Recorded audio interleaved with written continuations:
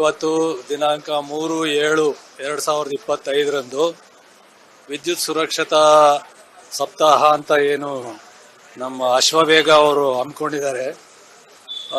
ಇದಕ್ಕೆ ನಮ್ಮ ವಿದ್ಯುತ್ ಪರಿವೀಕ್ಷಣಾ ಇಲಾಖೆಯಿಂದ ಶುಭಾಕಾಂಕ್ಷೆ. ಆಮೇಲೆ ನಾವು ಕರ್ನಾಟಕ ಸರ್ಕಾರದ ವತಿಯಿಂದ ವಿದ್ಯುತ್ ಪರಿವೀಕ್ಷಣಾ ಇಲಾಖೆಯಿಂದ 26ರಿಂದ 2/7/25 ವಿದ್ಯುತ್ ಸುರಕ್ಷತೆ ಕಾರ್ಯಕ್ರಮವನ್ನು ಹಮ್ಮಿಕೊಂಡಿದ್ವಿ. ಯಶಸ್ವಿಯಾಗಿ ಪೂರ್ಣಗೊಂಡಿರುತ್ತದೆ.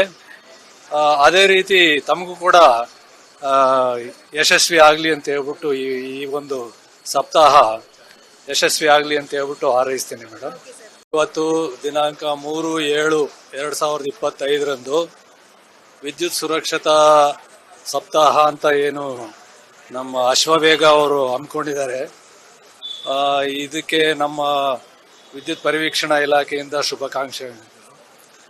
ಆಮೇಲೆ ನಾವು ಕರ್ನಾಟಕ ಸರ್ಕಾರದ ವತಿಯಿಂದ ವಿದ್ಯುತ್ ಪರಿವೀಕ್ಷಣಾ ಇಲಾಖೆಯಿಂದ 26ರಿಂದ 2/7/25 ವಿದ್ಯುತ್ ಸುರಕ್ಷತೆ ಕಾರ್ಯಕ್ರಮವನ್ನು ಹಮ್ಮಿಕೊಂಡಿದ್ವಿ.